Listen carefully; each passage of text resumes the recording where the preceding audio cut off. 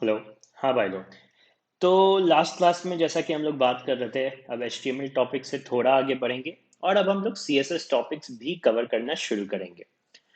तो ऐसा ऐसा नहीं है कि हम लोगों ने HTML पूरा कवर कर लिया है या फिर अब आप सारे वेब पेजेस दुनिया के कितने भी कॉम्प्लिकेटेड हो आप लोग बना सकते हैं, ऐसा नहीं है। लेकिन हाँ, हम लोगों ने जो ये फंडामेंटल्स कवर कर लिया है, ये 70 80 या 90% ऑफ द टाइम्स आप यही सब HTML टैग्स यूज करोगे। ये जो आपका ए टैग है, div टैग है, br टैग है, या span tag, table tag, list tag, heading tags, तो यही सब टैग्स जो है मोस्टली आप हमेशा यूज करोगे।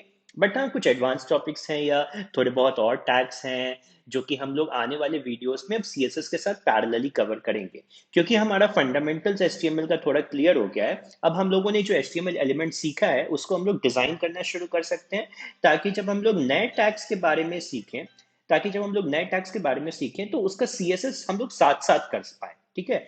और एक ये भी चीज होगा कि तब जो अभी हम लोग पेजेस बना रहे हैं ये इतने बोरिंग टाइप से लग रहे हैं, वो बोरिंग नहीं लगेगा, वो थोड़ा इंटरेस्टिंग लगेगा, वो देखने में अच्छा लगेगा, तो बनाने में भी ज्यादा मजा आएगा।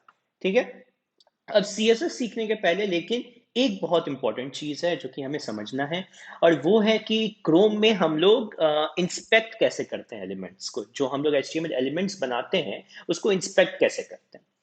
तो अब वो समझने के पहले एक और चीज समझनी बहुत जरूरी है, और वो ये है कि जब आप क्या कहते हैं वेबसाइट खोलते हो तो क्या होता है एक्चुअली, बैकग्राउंड पे क्या हो, ये ब्राउजर कर क्या रहा है। तो जब आप कोई भी वेबसाइट खोलते हो जैसे google.com, तो आपका वेबसाइट जो है, आपका सॉरी आपका ब्राउजर जो है वो google.com के सर्वर से कनेक्ट करता है, और google.com उसको सारा HTML CSS जावास्क्रिप्ट जो भी है वो प्रोवाइड कर देता है। तो ब्राउजर के पास वो सारे फाइल्स आ जाते हैं, वो डाउनलोड कर लेता है, और फिर आपको वो ये बना के दिखा देता है वेब पेज अपने वेबसाइट पे। ठीक है। तो ये है जो कि आपका ब्राउजर करता है। अब लेकिन अब इसमें ये समझो आप कि जब किसी वेबसाइट से आप कोई डॉक्यूमेंट डाउनलोड करते हो या इमेज डाउनलोड करते हो, तो जो जब वो आपके लैपटॉप में आ गया तो आप उस डॉक्यूमेंट को कुछ भी एडिट करके बना सकते हो, क्योंकि वो तो आपके लैपटॉप में है। हाँ, ये बात है कि आप अपने लैपटॉप पे एडिट कर लो, लेकिन वो दूसरा जब डाउनलोड करेगा सेम लिंक से तो वो अभी भी वैसा ही रहेगा, क्योंकि वो वहां तो एडिट नहीं हुआ है, लेकिन आपके डिवाइस पे वो एडिट होके नया डॉक्यूमेंट या नया इमेज बन जाएगा जो भी आपको एडिटिंग करनी है उसके अनुसार। सिमिलर होता है वेबसाइट के केस में। ठीक है, वेबसाइट में भी आप क्योंकि आपके डिवाइस पे है ये, तो ये आप एडिट कर सकते हो। चलिए कुछ करके देखते हैं इस केस में। यहाँ पे खोलते हैं हम लोग google.com। ओके। और google.com को करते हैं इंस्पेक्ट। तो ये इंस्पेक्ट का ये था दोस्तों, यहाँ पे हम लोग राइट क्लिक करते हैं और इंस्पेक्ट करते हैं। मोस्ट ऑफ द ब्राउजर्स में ऐसे ही होता है। हालांकि हम लोग मोस्टली मेनली हम लोग क्रोम ही यूज करते हैं, तो मैं क्रोम कवर कर रहा हूँ, लेकिन सब में ऑप्शंस ऐसे ही होते हैं। ठीक है। अब यहाँ पे ये क्या है कि एक बटन है, एरो करके यहाँ पे एक बटन है। ये बटन का काम क्या है, चलिए यहाँ पे जाते हैं। ये लिख रहा है select an element in the page to inspect it. मैं थोड़ा यहाँ पे जूम कर देता हूँ ताकि आपको क्लियर दिखे। हाँ, तो क्या बोल रहा है, select an element in the page to inspect it. Okay. तो पहले google.com को भी थोड़ा जूम इन कर देते हैं। अब मैं इस एरो पे क्लिक करता हूँ और ये एरो जैसे ही वेब पेज पे ले जा रहा हूँ ना, ये हर चीज को सेलेक्ट करने लग जा रहा है। मैं क्लिक नहीं करूंगा तो वो सेलेक्ट नहीं होगा, बट ठीक है, मैं इसे आगे लेते जाता हूँ। अब मैं ये इसको गूगल सर्च वाले बटन पे ले जाता हूँ और फिर मैं क्लिक कर देता हूँ।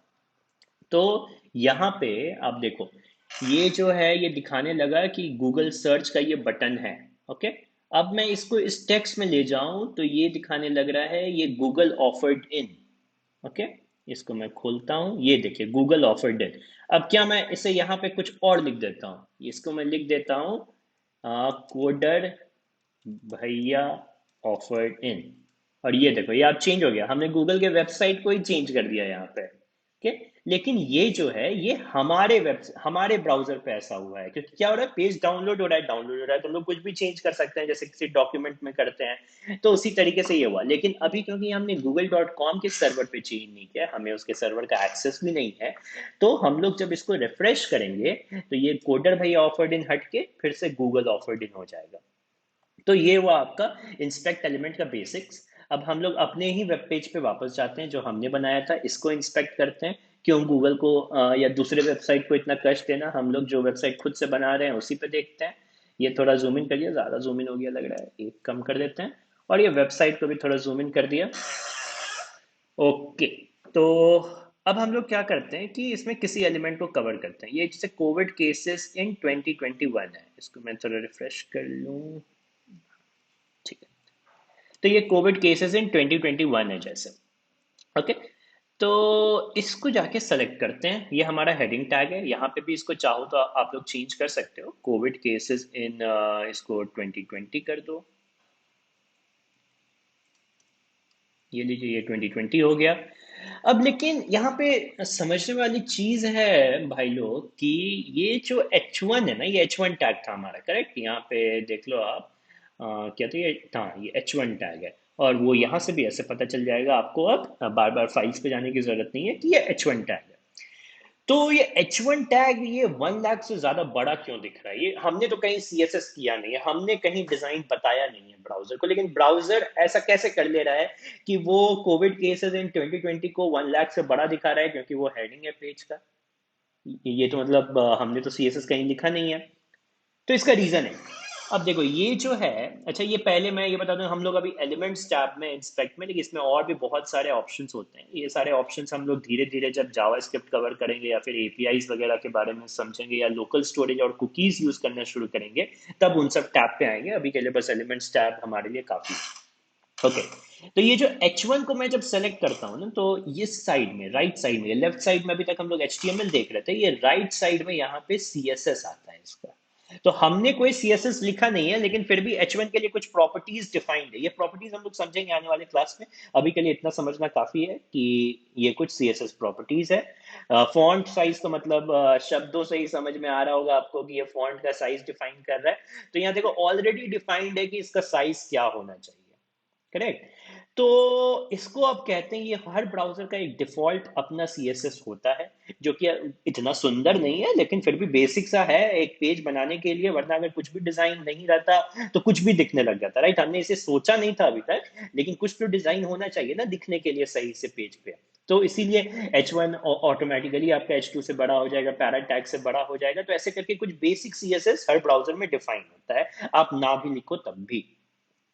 तो ये H1 का हो गया। इसको हम लोग कहते हैं यूजर एजेंट स्टाइल शीट। यहाँ पे आपको क्रोम दिखा रहा है कि किस CSS फाइल से ये डिजाइन प्रॉपर्टीज आ रही हैं। तो ये आ रहा है यूजर एजेंट स्टाइल शीट से। यूजर एजेंट यहाँ पे हमारा ब्राउजर हुआ, क्योंकि वो हमारा एजेंट है जिसके थ्रू हम वेबसाइट को एक्सेस कर रहे हैं। ओके, और स्टाइल शीट, किसी भी CSS फाइल को स्टाइल शीट बोला जाता है, जहाँ पे कि आप स्टाइल्स लिखते हैं। तो ये हुआ। अब मैं एक चीज बस दिखाता हूँ और फिर हम लोग आगे इस क्लास को एंड कर देंगे। तो ये जैसे है, हमारा TR है, मान लो पहला रो जो है हमारा, उसमें मैं जाता हूँ और ये देखो फॉन्ट साइज जो अभी हम लोगों ने देखा, तो ये तो काफी सिंपल है। वहां पे डिफाइन कर देता हूँ 30 px। ये देखिए, तो ये कितना बड़ा हो गया। ये क्लियर दिख रहा है कि कुछ CSS लिखने से ये चीज हुआ है। तो अब हम लोग ऐसे ही काफी CSS कवर करेंगे आने वाले क्लासेस में। हम लोग कलर चेंज करेंगे, हम लोग बैकग्राउंड कलर चेंज करेंगे, हम लोग इमेज का डायमेंशंस चेंज कर देंगे, फॉन्ट साइज एडजस्ट करेंगे, अंडरलाइन, डेकोरेट, इटैलिक्स, मतलब जितनी भी चीजें हैं, आगे लाना इमेज को, पीछे लाना, हर तरह की चीजें कवर करेंगे। और काफी मतलब इंटरेस्टिंग है CSS, काफी इंटरेस्टिंग है। और फिर HTML पेजेस बनाने में भी ज्यादा मजा आएगा। तो धीरे धीरे करके ये सब टॉपिक्स हम लोग कवर करते जाएंगे। पैरेलली जो थोड़े बहुत HTML टॉपिक्स रह गए हैं उसको भी हम लोग कवर करते रहेंगे। ओके भाई। तो अगर आपको ये वीडियो अच्छा लगा हो तो कोडर भैया को जरूर लाइक, शेयर और सब्सक्राइब करें, ताकि हम लोग इसी तरह इंटरेस्टिंग वेब डेवलपमेंट टॉपिक्स को कवर करते रहें। चलिए, बाय बाय।